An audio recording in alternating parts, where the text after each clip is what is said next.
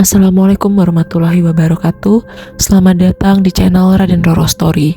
Setelah hampir 10 tahun hidup di kota, Arga akhirnya harus mengambil keputusan besar dalam hidupnya. Kabar meninggalnya sang ayah membuatnya meninggalkan pekerjaan dan kehidupan nyaman bersama istrinya Maya. Sebagai anak tunggal, Arga menjadi satu-satunya orang yang bertanggung jawab mengurus rumah keluarga dan perkebunan apel yang sudah diwariskan turun-temurun. Perjalanan dari kota menuju desa Karangrejo terasa sangat panjang. Mobil yang dikendarai Arga melewati jalanan berliku dengan pemandangan pegunungan yang semakin sepi. Udara dingin mulai terasa ketika mereka memasuki wilayah pedesaan. Dari kejauhan, terlihat sebuah rumah besar berdiri di tengah perkebunan apel yang sangat luas. Rumah itu tampak kokoh meskipun sudah lama tidak dihuni. Arga mematikan mesin mobil itu lalu terdiam beberapa saat. Ada perasaan berat ketika melihat rumah yang menyimpan begitu banyak kenangan masa kecilnya. "Mas, ini rumah keluarga kamu?" tanya Maya sambil turun dari mobil dan melihat bangunan besar di depannya. "Iya, Mai. Dulu aku sering tinggal di sini waktu kecil, tapi sejak kuliah dan kerja di kota, aku jarang pulang," jawab Arga sambil mengambil barang bawaan. Maya memperhatikan sekitar. Suasana desa itu terasa berbeda dari kehidupan kota yang ramai. Tidak banyak suara kendaraan, hanya terdengar suara angin yang melewati pepohonan apel. Ketika mereka hendak membuka pintu, tiba-tiba pintu rumah terbuka dari dalam. Seorang perempuan tua muncul dengan senyum tipis. Dia adalah Mbah Rukmini, perempuan yang sudah bekerja sebagai pengurus rumah keluarga Arga sejak Arga masih kecil. "Dan Arga akhirnya pulang juga. Mbah sudah menunggu sejak tadi," ucapnya pelan. Arga tersenyum lega. "Mbah Rukmini, maaf baru bisa datang. Banyak urusan yang harus diselesaikan di kota." Mbah Rukmini mengangguk, lalu membantu membawa barang bawaan Maya. Namun saat melihat Maya, tatapan perempuan tua itu berubah sesaat. Matanya terlihat penuh kekhawatiran sebelum kembali tersenyum. Hari-hari pertama di desa Karangrejo berjalan cukup tenang. Arga mulai sibuk mengurus perkebunan apel peninggalan keluarganya. Ia memeriksa kondisi pohon, mengatur pekerja, dan mempelajari kembali catatan usaha yang ditinggalkan ayahnya. Sementara itu, Maya berusaha beradaptasi dengan lingkungan baru. Namun, ia mulai merasakan sesuatu yang berbeda. Setiap kali berjalan ke pasar atau melewati rumah warga, beberapa orang terlihat memperhatikannya dengan tatapan aneh. Mereka sering berhenti berbicara ketika Maya mendekat. Awalnya, Maya menganggap hal itu karena dirinya orang baru. Namun, semakin lama sikap warga semakin membuatnya tidak nyaman. Suatu malam ketika makan bersama, Maya akhirnya menceritakan kegelisahannya kepada Arga. "Mas, aku merasa warga desa ini seperti menghindari aku. Setiap aku lewat, mereka langsung diam." Arga hanya tersenyum kecil. "Mungkin mereka masih belum terbiasa karena kamu orang baru. Jangan terlalu dipikirkan." Maya mengangguk, tetapi rasa penasaran tetap muncul dalam pikirannya. Beberapa hari kemudian, keluarga Arga mengadakan doa bersama untuk mengenang ayahnya. Maya berharap acara tersebut bisa menjadi kesempatan untuk mengenal warga desa. Sejak pagi, ia membantu Mbah Rukmini menyiapkan makanan. Rumah besar itu dipenuhi aroma masakan tradisional. Namun, ketika malam tiba, sesuatu yang mengejutkan terjadi. Tidak ada warga yang datang, padahal undangan sudah disampaikan kepada seluruh penduduk desa. Ruang tamu yang luas hanya berisi Arga, Maya, Mbah Rukmini, dan Kyai Fadlan yang datang untuk memimpin doa. Maya mulai merasakan ada rahasia besar yang disembunyikan oleh keluarga suaminya. Setelah kejadian pengajian yang hanya dihadiri oleh Kyai Fadlan, perasaan Maya terhadap rumah keluarga Arga semakin tidak tenang. Ia masih memikirkan alasan warga desa menjauh dari keluarganya. Sikap mereka bukan sekedar karena belum mengenal Maya, tetapi seperti ada ketakutan besar yang membuat mereka tidak ingin mendekati rumah tersebut. Arga berusaha meyakinkan istrinya bahwa semua itu hanya kesalahpahaman. Menurutnya, keluarganya memang jarang berinteraksi dengan warga sekitar sejak dulu. Namun semakin lama tinggal di rumah besar itu, Maya mulai merasakan berbagai keanehan yang sulit dijelaskan. Setiap malam ketika Arga pergi tidur lebih awal karena lelah mengurus kebun apel, Maya sering mendengar suara langkah kaki dari lantai atas. Suara tersebut terdengar seperti seseorang berjalan perlahan melewati lorong rumah. Awalnya Maya mencoba mengabaikannya. Ia berpikir mungkin suara tersebut berasal dari kayu tua yang mengalami perubahan karena udara dingin. Namun, kejadian aneh terus terjadi. Beberapa kali pintu kamar kosong terbuka sendiri. Lampu di lorong rumah tiba-tiba menyala tanpa ada yang menyalakan. Bahkan, udara di dalam rumah sering terasa sangat dingin meskipun semua jendela sudah tertutup. Maya mulai merasa bahwa rumah tersebut menyimpan sesuatu yang tidak diketahui olehnya. Suatu malam, ketika hujan turun cukup deras, Maya terbangun dari tidurnya. Jam menunjukkan hampir pukul 2 dini hari. Arga masih tertidur pulas di sampingnya. Saat hendak kembali tidur, Maya tiba-tiba mencium aroma yang sangat familiar. Bau minyak angin. Aroma tersebut mengingatkannya pada ibu Arga, almarhumah Ibu Raras, yang selalu menggunakan minyak angin sebelum tidur. Maya duduk perlahan di atas ranjang. Ia merasa bingung karena semua barang pribadi ibu mertuanya sudah disimpan di gudang sejak lama. Namun semakin lama aroma itu semakin kuat. Dengan rasa penasaran yang bercampur takut, Maya keluar dari kamar dan mengikuti sumber bau tersebut. Langkahnya membawa dirinya menuju kamar lama ibu Arga yang sudah lama tidak pernah digunakan sejak kematiannya. Di depan pintu kamar, aroma minyak angin terasa semakin menyengat. Tangan Maya gemetar ketika membuka pintu kayu tua itu. Suara engsel pintu terdengar panjang memecah kesunyian malam. Ketika pintu terbuka, Maya langsung terdiam. Di dalam kamar yang gelap, ia melihat sosok perempuan duduk membelakanginya di atas ranjang. Maya mengenali pakaian tersebut. Itu adalah pakaian yang sering digunakan Bu Raras ketika masih hidup. "Ibu," panggil Maya dengan suara pelan. Sosok itu perlahan berhenti menangis. Beberapa detik kemudian, kepala sosok tersebut bergerak perlahan menoleh ke belakang dengan gerakan yang tidak wajar.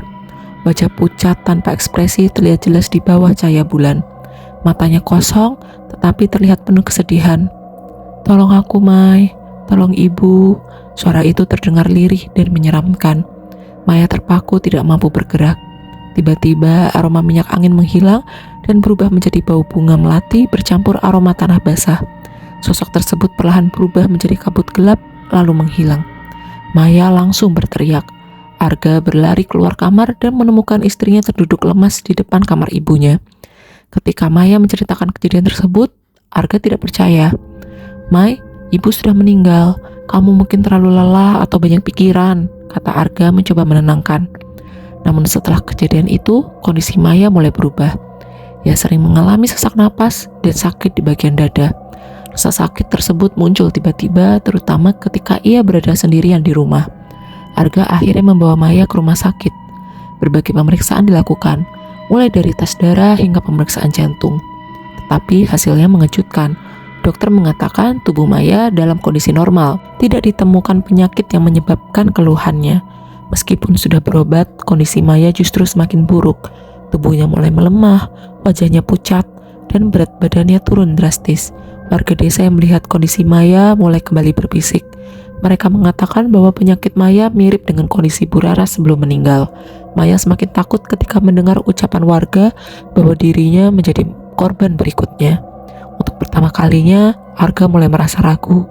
Ia mulai bertanya-tanya, apakah semua kejadian yang dialami istrinya memang bukan sekedar masalah kesehatan biasa? Kondisi Maya semakin memburuk dari hari ke hari.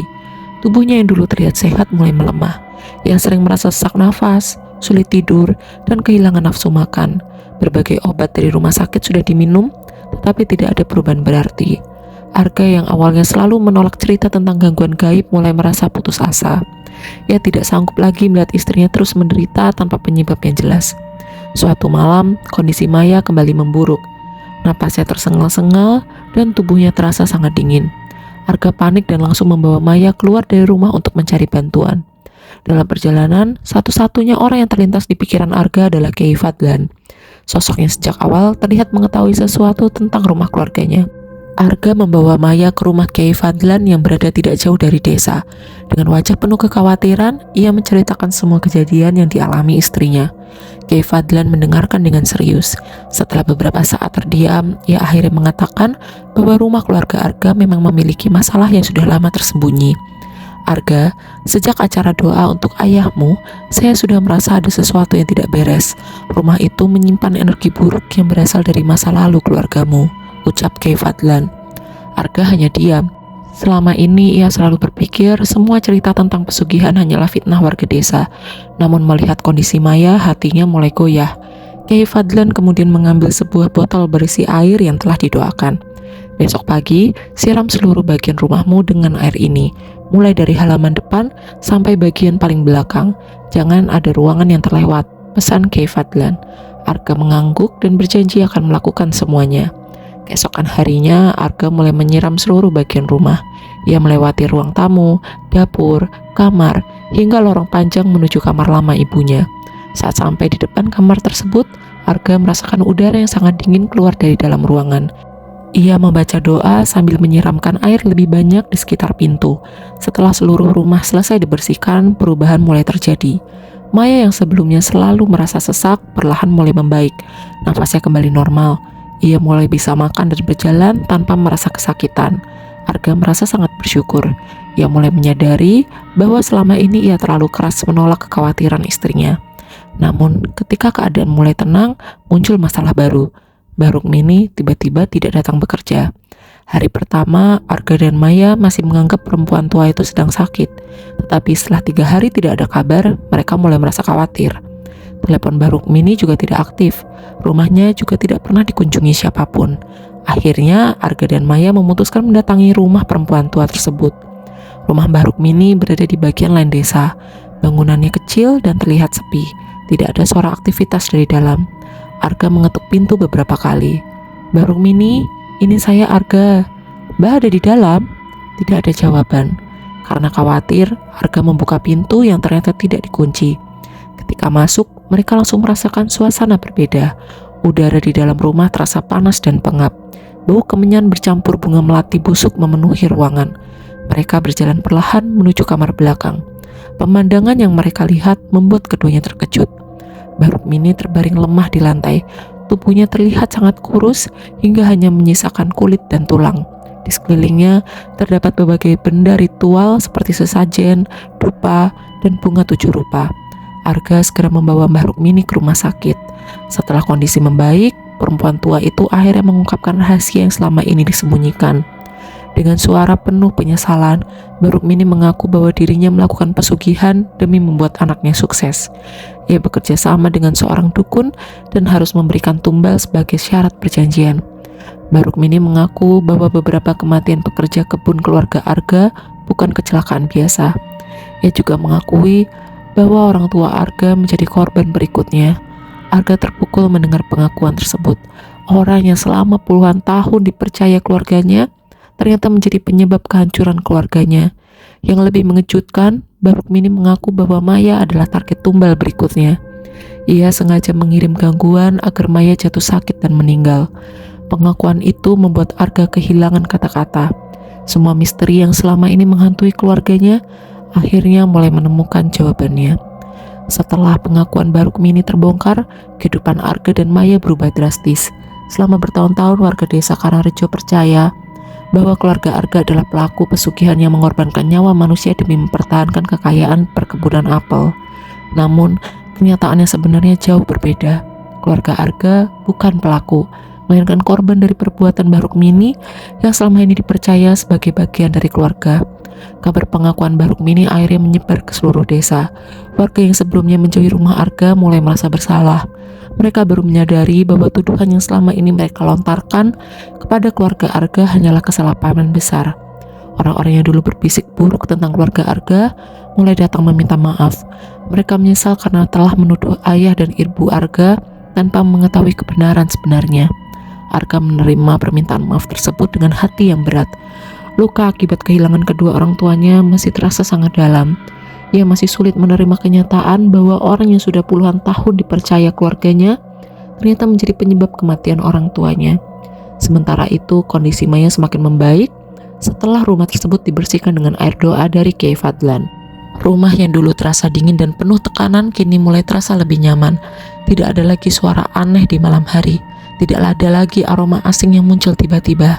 Suasana rumah besar itu perlahan kembali seperti rumah biasa. Namun Arga masih menyimpan rasa marah kepada Barukmini. Baginya pengkhianatan tersebut terlalu besar untuk dilupakan begitu saja. Beberapa hari kemudian seorang pria datang ke rumah Arga. Pria itu bernama Dimas, anak kandung Barukmini. Dimas datang dengan wajah penuh kesedihan. Begitu bertemu Arga, ia langsung meminta maaf atas semua perbuatan ibunya. Mas Arga, saya datang untuk meminta maaf. Ibu saya sudah mengakui semua kesalahannya sebelum meninggal, ucap Dimas dengan suara bergetar. Arga terdiam. Ia tidak menyangka bahwa Mbak Rukmini sudah mengakui semuanya kepada warga desa sebelum meninggal dunia. Dimas menjelaskan bahwa ibunya memanggil beberapa warga dan mengungkapkan bahwa keluarga Arga tidak bersalah. Ia mengakui bahwa dirinya memang melakukan ritual pesugihan demi membantu usaha Dimas menjadi besar. Namun, akibat perbuatannya, banyak nyawa menjadi korban. Dimas juga mengatakan bahwa usaha besar miliknya di kota mengalami kehancuran. Pabrik yang selama ini menjadi sumber kehidupannya terbakar dan mengalami kerugian besar. Menurut Dimas, semua itu merupakan akibat dari perbuatan buruk ibunya. Arga mendengarkan cerita tersebut dalam diam. Ada rasa sedih, kecewa, dan marah yang bercampur dalam hatinya. Melihat keadaan suaminya, Maya mencoba menenangkan. Mas, aku tahu luka ini tidak mudah sembuh, tapi jangan biarkan kemarahan terus menguasai hidup kita. Orang yang melakukan kesalahan sudah menerima akibatnya, ucap Maya lembut. Perkataan Maya membuat Arga berpikir panjang. Ia sadar bahwa menyimpan dendam hanya akan membuat dirinya terus hidup dalam bayang-bayang masa lalu. Akhirnya, Arga memilih untuk memaafkan. Aku sudah memaafkan kesalahan ibumu, Dim. Biarkan semuanya selesai sampai di sini. Aku tidak ingin membawa kebencian ini lebih jauh, kata Arga. Dimas menangis mendengar ucapan tersebut. Ia berterima kasih karena Arga masih memberikan kesempatan untuk memperbaiki hidup. Setelah Dimas pergi, Arga dan Maya berdiri di teras rumah sambil melihat perkebunan apel yang terbentang luas. Untuk pertama kalinya setelah sekian lama, rumah itu terasa benar-benar damai. Nama keluarga Arga kembali bersih. Hubungan dengan keluarga desa mulai membaik. Perkebunan apel kembali berjalan normal. Arga dan Maya akhirnya bisa menjalani kehidupan baru tanpa rasa takut. Mereka belajar bahwa kekayaan yang dibangun dengan penderitaan orang lain hanya akan membawa kehancuran. Sebaliknya, kejujuran dan kebaikan akan membawa ketenangan dalam hidup. Sejak saat itu, rumah besar keluarga Arga tidak lagi dikenal sebagai rumah penuh misteri, tetapi sebagai tempat untuk menyimpan pelajaran tentang kesalahan, pengampunan, dalam awal kehidupan yang baru. Inilah kisah yang saya ceritakan pada sore hari ini. Jangan lupa like dan subscribe untuk mengikuti cerita menarik selanjutnya.